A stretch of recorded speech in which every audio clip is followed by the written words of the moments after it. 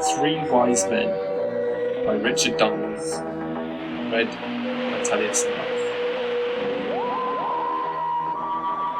Christmas Eve, 1968. 200,000 miles from Earth. Lieutenant Commander William A. Anders could feel the press of the command service module's acceleration as the rocket engine continued to fire. He tried to stay focused on monitoring the burn. 2 minutes! Called Colonel Frank Borman, mission commander, from the other end of the CSM's main control panel. How's it doing, Bill? Great shape. Anders' gaze flitted between the numerous dials, gauges and indicators ranged on the console in front of him. Pressures are holding. Helium's coming down nicely. All other systems are go. The capsule's third crew couch, between those of Anders and Borman, was occupied by Captain James A. Lovell Jr., command module pilot. Lovell was as cool as they came, but even he was visibly on edge. His eyes were glued to the navigation system readouts. The atmosphere on board had not been this tense since the long minutes before launch. The launch. Anders would not forget that in a hurry. It was almost 3 days now since he and his Apollo 8 crewmates had become the first astronauts to endure the rumbling, roaring din and the crushing acceleration of a liftoff powered by NASA's mightiest ever launch vehicle, the towering 110-metre multi-stage Saturn V rocket. The 5 colossal F-1 engines of the Saturn's first stage, each burning 2,500 litres of liquid oxygen and kerosene rocket fuel every second, had blasted them on their way from Launch Pad 39A of the Kennedy Space Center with a combined thrust of over 34,000 kilonewtons. 100 jumbo jets could not have matched this awesome force. Perched atop the giant rocket in the Apollo CSM, Anders, Borman and Lovell had been accelerated to a staggering, record-breaking velocity of over 24,000 miles an hour. The acceleration they were feeling right now was nothing by comparison. The CSM's Single Rocket Service Propulsion System, or SPS, generated some 91 kilonewtons of thrust, only a tiny fraction of the Saturn V's power. What was strangely unnerving was that out here in space, where there was no atmosphere to conduct sound, it did so in eerie silence. There was more than mechanics, however, behind the crew's tension. They all knew what was at stake. Their lives depended on the SPS performing as planned. Apollo 8's objective was to become the first manned craft to orbit the moon. For the crew to succeed in their bold mission and make it home safely, they needed this burn to go without a hitch. "We're past 2 minutes," reported Anders. "Everything's looking good." Since leaving Earth's orbit, they had already relied on the SPS to make corrections to their course. It was thanks to the previous 2 burns that the Apollo module, after coasting across empty space for 66 hours, was now perfectly positioned to attempt lunar orbital insertion. The insertion maneuver required the longest burn yet. The engine's thrust was needed to slow the drifting module down so that the moon's gravitational pull would capture it in a stable orbit. In preparation, Jim Lovell had used the CSM's small reaction control system jets to angle it at the exact reverse pitch specified in the mission plan. There was no room for error. The precise direction and timing of the burn were crucial. If it reduced the CSM's velocity too much or steered it too low, the moon's gravity would drag the little craft into a slow dive, but would crash into the bleak lunar landscape. NASA's technicians had calculated a burn time of 4 minutes and 2 seconds. Lovell let out a long, controlled breath. "Longest 4 minutes I ever spent," he said, smiling grimly. Anders checked the propellant pressures again and gave his commander another update. 3 minutes. We're looking good, Frank. As long as the guys that's back at home did the maths right, he thought. Else it won't be much of a Christmas. They were now entering the final stage of the burn. Lovell began marking the time remaining until the scheduled shutdown. 48 seconds. As if the insertion maneuver wasn't already nerve-wracking enough, they're having to perform it while out of touch with mission control. Just under a quarter of an hour ago, the CSM's drift had carried it around the moon's far side, causing a temporary loss of radio contact with Earth. Loss of signal had occurred at 068, 58, and 45 ground elapsed time, 68 hours, 58 minutes and 45 seconds after launch, exactly as predicted. Lovell's final words to Houston before the cut-off echoed in Anders' mind. "We'll see you on the other side." Anders crossed his fingers. Even an astronaut could be superstitious, and hoped his friends were right. 28, declared Lovell. "Stand by." Borman was poised to carry out a manual override in case the SPS's automatic control system let them down. 5, 4... Anders took over from Lovell for the final seconds. 3, 2, 1. Shut down. On Borman's mark, Anders felt the pressure against his acceleration couch ease. The engine had died. "Verify thrust is off. Helium valves are okay. Pressure is static." Quickly and efficiently, the three astronauts began the well-rehearsed sequence of post-burn checks. "Flight recorder, okay. SPS gimbal motors 4 off slowly. Okay. 1, off. Got it. 2, off. Got it." It was only when the last of many switches had been thrown and the CSM's new status verified that they allowed themselves to relax. Anders felt a flood of relief. "Congratulations, gentlemen! We are at 0-0. The crucial manoeuvre had gone like clockwork. The team back in Houston's calculations had been spot on. The CSM had now entered a stable orbit round the moon, something no manned spacecraft had ever done before. Anders read the mission timer display. 069, 14, 32. Mission Control would have to wait a little while to hear the good news. It would be another 20 minutes before the Apollo module emerged from the moon's shadow and its communication antenna could reconnect them with Houston. For the module's crew, however, the wait was over. They were now just over 300 metres from the moon, and their view was breathtaking. Through the small rendezvous window in his side of the module, Anders had marvelled at the strange alien world. It might have been crafted from plaster of Paris. This barren, dusty terrain was a pale brownish grey. It was pockmarked with vast craters, the scars of ancient meteorite strikes, and it felt the thrill of the explorer gazing on an unknown land. "You want to take some pictures, Bill?" The ever-efficient Borman was already checking the flight plan for the next task. "We're all done with the SPS. Camera prep's up next." Anders had been designated chief photographer. It was his responsibility to take pictures of the lunar surface. NASA hoped to use these images to map the moon in as much detail as possible, so as to choose potential landing sites for a future mission. What would that be like, wondered Anders as he continued to gaze out at the desolate lunar landscape. So what actually lands down there? It was just one vast nothingness. No life, no sound, no colour. He felt a sudden, overwhelming swell of loneliness. He thought of his family, so very, very far away, enjoying the Christmas festivities. "Bill!" Borman's voice brought Anders back to the here and now. "Camera prep," he confirmed. "Got it." He pushed himself out of his couch and over towards the module's lower bay, where the photographic kit was stowed. He was getting the hang of moving around in free fall, and the space sickness he and the others had suffered in the first days of the mission had more or less worn off. The CSM carried a range of photographic equipment, including enough magazines of film to capture nearly 1,000 shots. Anders helped himself to a Hasselblad 70mm camera from one of the storage lockers. He opened another to find a suitable lens and noticed something odd. Every single piece of equipment on board the CSM was itemised in the official mission stowage list. The crew had all studied this document, so they were familiar with exactly what kit they had at their disposal and where to find it. In light of his duties, Anders had paid particular attention to what was stowed in the photographic equipment lockers.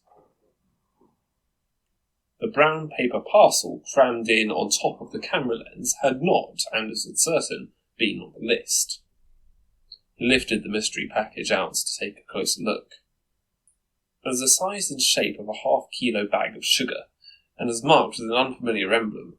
Not NASA's standard meatball insignia, but a grid-lined globe, stamped in black ink, with the initials UNIT arching round it. Anders was puzzled. Had the guys back home packed them a Christmas surprise? He was considering opening the package to satisfy his curiosity, when a startled cry made him turn round. Holy cow! Jim Lovell was gaping up at the CSM's main crew hatch, directly above his central couch. The hatch had a small round window in it. At first, Anders thought Lovell was simply awestruck by the lunar view. But as he followed his crewmate's wide-eyed stare, his blood froze. There was a face outside the window. Anders' brain locked up, flatly refusing to process the inconceivable. Like Lovell, he simply stared, stupefied. The face was dominated by goggling eyes and an impressive set of teeth bared in a manic grin. It was framed by a wild mass of curly, dark hair. Anders' mind came back to him, flooding with questions. How could anyone be out there? Where had he come from? How was he breathing without a helmet? And, again, how could anyone be out there? Borman, too, was staring in disbelief. Lovell made the first attempt to explain the inexplicable. Russian? Anders numbly shook his head. Can't be. The race between the USA and the Soviet Union to be the first to the moon was very much on, but unless American intelligence was badly mistaken, NASA were at least a nose ahead of their rivals. The Russians couldn't have put a cosmonaut in lunar orbit already. But then who? The face at the window took on a look of concentration. A high-pitched electronic hum was faintly, briefly audible through the triple glazed pane. As it cut out, a mechanical rattle came from the innards of the hatch. Borman's wide eyes darted to the ratchet handle that operated the hatch's locking mechanism. It was turning, fast, of its own accord. No! Borman made a desperate lunge for the handle, but it was too late. With a chorus of clunks, the hatch's 15 synchronized latches were released. It swung open. The next few moments should have been catastrophic. The air in the pressurized module should have rushed violently out through the open hatch, into the vacuum of space beyond, carrying all 3 astronauts with it to an unpleasant and untimely death.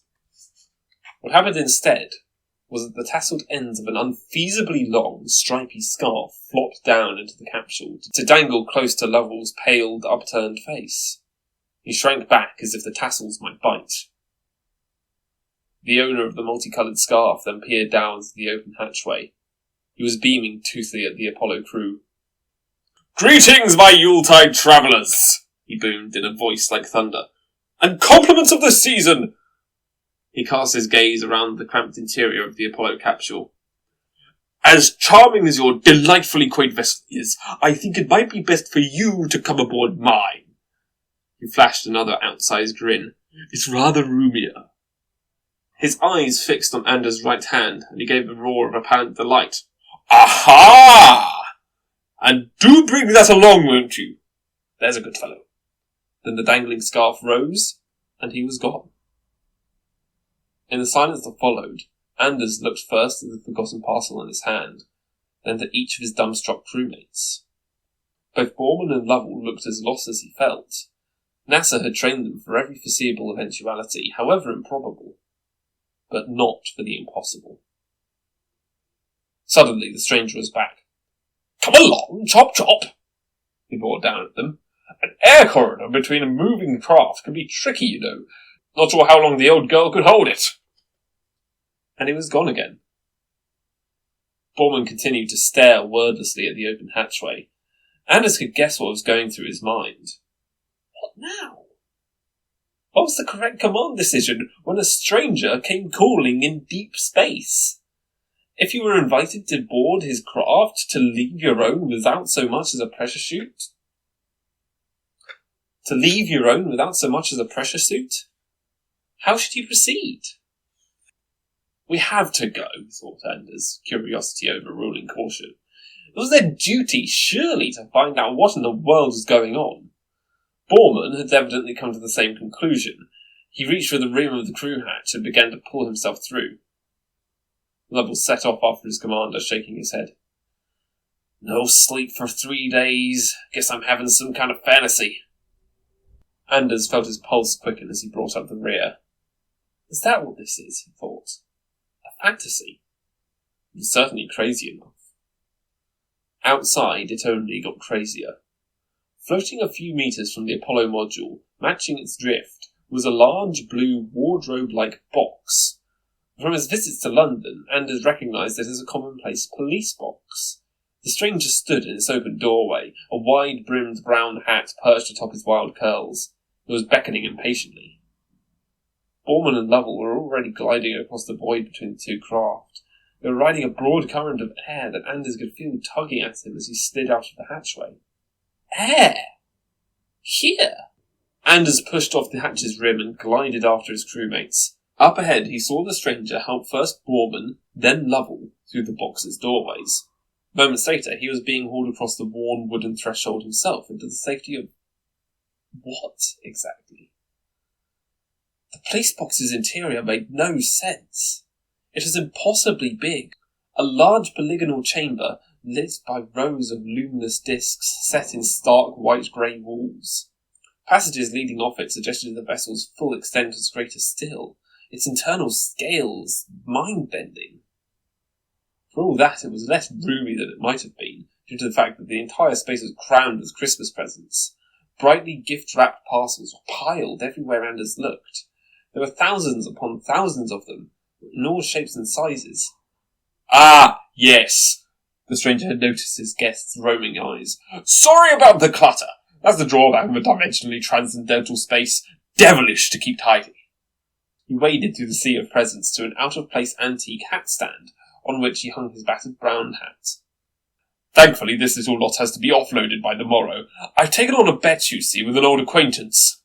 He made his way across to a control console that sprouted out from the centre of the chamber like a large, high-tech hexagonal mushroom. Bit of a self-satisfied old soul between you and me. Fame's rather gone to his head. Seems to think he's the only one capable of a little superleminary pan-terrestrial distribution. Thought I'd show him otherwise. Looking suddenly more serious, he brought a hand down on the console top. Only trouble is the old girl's let me down. Got on the blink. Just when time, or defying it, is of the essence, which is why... He beamed at the bewildered astronauts. I have enlisted the help of you, fine gentlemen. The three men stared back at him, uncomprehendingly. Who are you? Said Borman weakly. Where did you come from? I'm the Doctor, boomed the stranger as if it went without saying. From Gallifrey. Currently you're of no fixed abode. He approached Borman with a look of purpose. Now, I believe you come bearing gifts. He held out a hand, palm upturned. Borman looked blank. Your pocket, man! Growled the Doctor with sudden impatience. He gestured to the pocket in the shoulder of Borman's in-flight overalls. But I don't... There's nothing in it. As his fingers delved into the pocket, he broke off. Looking ever more mystified, he took out a slim package wrapped in brown paper. Numbly, he placed it in the Doctor's outstretched hand. Anders saw that it bore the same black emblem as his own mystery package. Thank you, Commander, grumbled the Doctor. He tore open the packet. Inside was a flat disc of jet-black material the size of a jam jar lid. Its surface was veined with fine silver lines. The Doctor examined it approvingly. Excellent! He turned his attention to his second guest. And now the famous Mr. Lovell, hero of Apollo 13. Quite the adventure, eh? Real skin-of-your-teeth stuff. Prime example of your stubborn species at its excellent best. Thank you, mumbled Lovell, looking utterly nonplussed. Your species, thought Anders. Apollo 13? The Doctor held out his palm again. Lovell knew the routine now. Searching his shoulder pocket, he discovered a second, slim, logo-stamped packet. He handed it over. It yielded an equally mysterious object that looked rather like a tiny glass tuning fork with red-tipped prongs. Splendid! And now? He looked to Anders. Last, but by no means least. Anders took his turn to surrender his mystery gift. The doctor took the parcel, opened the top of its wrapping, and peered eagerly inside. Aha! With finger and thumb, he plucked out something small and orange, and popped it straight into his mouth. As he began to chew, a blissful expression came over his face. Swallowing, he offered the open package to his guests. Jelly baby, anyone? The 3 astronauts only gawped. No? Suit yourselves. The doctor took another sweet, then dropped the package into one pocket of his long brown coat. He moved back across to the central console. I was a little concerned my message might not reach the Brigadier, he said, carefully placing the black disc on the console's surface. It's about time those bumblers at Unit started making themselves useful. He produced a metallic torch-like tool from his coat. As he touched its tip to the black disc, the tool began to emit the same high-pitched hum Anders had heard through the hatch window. They've secretly built up quite a collection of non-terrestrial technology over the last 100 years, continued the doctor over the humming. Not that they have a clue, mind you, of what most of it does. He drew back the tool, extracting a long, thin, silvery strand from the disc. Stuck in Earth space with a dicky dematerialization circuit, they were the obvious source of the components I need. He quickly wound the glittering strand round the prongs of the tuning fork gizmo. The tricky bit was how to get them here. He looked up to treat his guests with another wide-eyed smile. Lucky you were in the neighbourhood, eh? Without warning, he gave the side of the console a firm thump. A hinged panel in its underside swung down. The doctor grasped a strange modified component between his fingertips. He crouched down and ducked his head below the jutting console. I can't splice this new looper in while she's running hot, he continued as he worked beneath it. There was more of the high-pitched humming. I'll have to power down the tertiary cells. Should not sustain that corridor without them. More humming, and silence. The doctor's face reappeared, frowning. Still here? That is your cue to leave. Don't you have a historic mission to get back to? He returned to his task. Anders, Borman and Lovell exchanged looks. As they turned to leave the way they had come, the booming voice called after them. I'll see if I can nudge you back on track once she's in the pink. We mustn't spoil NASA's precious flight plans now, must we? Once outside, it took less than a minute for all 3 astronauts to make the return trip along the air corridor through the CSM's open hatchway. They hurriedly worked together to close and reseal the hatch. At last it was secure. A long silence followed. 3 minds struggled to get to grips with what had just happened. Borman was the first to speak. How long till acquisition, Bill? Anders steered himself across to the main control panel. The mission timer read 069:31:10. The predicted ground elapse time for re-establishing contact with mission control was 069:36:00. Just under 5 minutes. 5 minutes. Okay. And once we can talk to Houston again, what exactly, gentlemen, do we tell them? Anders knew what Borman was driving at. If they were to describe the bizarre encounter to their colleagues back on Earth, there could only be one likely response.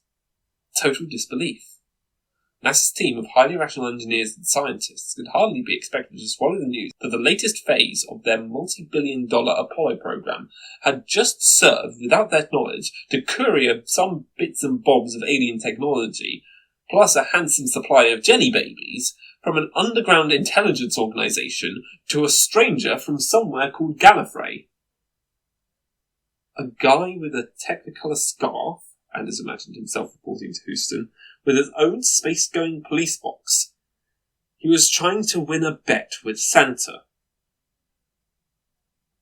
Mission Control would conclude, quite reasonably, that the extreme stress and isolation of the crew's historic space voyage had resulted in total nervous collapse.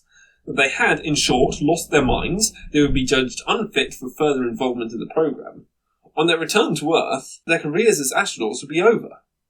Unless, thought Anders in a flash of inspiration, the DSE, he muttered, then excitedly to the others, We got the DSE! The data storage equipment was a sophisticated recording machine wired up to the module's key systems. Its role was to make a live recording of essential flight information, on a ribbon of 14-track magnetic tape. It was capable of storing up to 2 hours of flight data, including any onboard conversation. At regular intervals, Mission Control dumped the tape's contents back to Earth via the radio link. This gave Houston the opportunity to check vital system readings and advise the crew accordingly, and after each dump, the DSE began a fresh recording. Anders had set the recorder shortly before loss of signal. It was now going about its business, its large twin reels turning steadily. A good portion of the tape was already wound round the right-hand reel. It would hold data from the last half hour. This was what Anders was counting on. There'll be audio of the doctor. And maybe a safety fail alert, too, from when the hatch opened. Borman came to join him, understanding dawning in his eyes. The DSE's recording ought to offer some proof at least of the Doctor's improbable presence. It would support their unbelievable tale.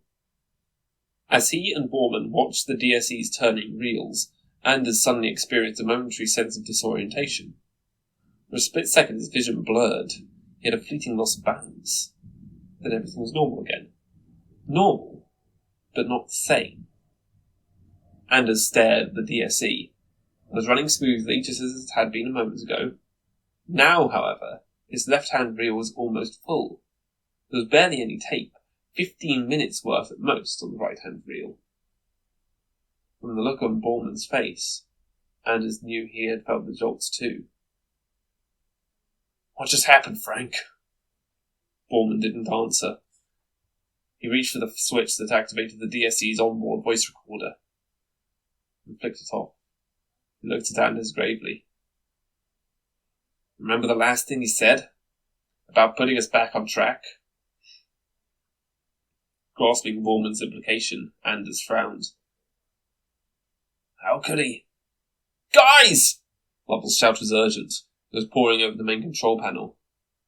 You need to see this! As Anders and Borman joined him, Lovell gestured to the mission timer. Anders read its display. 069, 14, 32. The same reading as immediately after the insertion burn. But that's impossible! Uh-huh, agreed Lovell. Same way as a bigger on the inside space cupboard is. The navigation readings tally too. See for yourselves. There was no denying it. They were right back where they had been, or when they had been, before the Doctor's surprise appearance. Any chance of using the DSE's recording to support their tall story was gone, and the story had just gotten a whole lot taller. Lovell was looking up at the hatch above him. Anders followed his gaze. There was no trace of the blue police box. So, got nothing. Just a wrong testimony. He was silent for a few seconds, and seemed to reach his decision. Gentlemen, it seems to me that it's in everyone's best interest if we keep this to ourselves. The eyes of the world are upon us. Can you imagine the harm it would do to the program, to NASA, perhaps even the future of international space exploration, if we were to appear to have lost our grip on reality? I propose we put this episode behind us. Go on with the flight plan, and say nothing to the folks back home. Anders couldn't help feeling that Borman was right. It would be a shame to spoil everyone's Christmas, said Lovell. Borman looked from one crewmate to the other. Are we agreed then? Anders nodded. Agreed, said Lovell. Borman looked relieved. Good. He gave his crewmates another wry smile. Then let's get back to making history. He flicked the DSE's voice recorder switch back on. You want to take some pictures, Bill? And with that, the 3 Apollo astronauts resumed their mission duties, doing their best to focus their thoughts on the historic enterprise in which they were engaged, and not on their encounter with the remarkable stranger from Gallifrey. It seemed like the wise thing to do.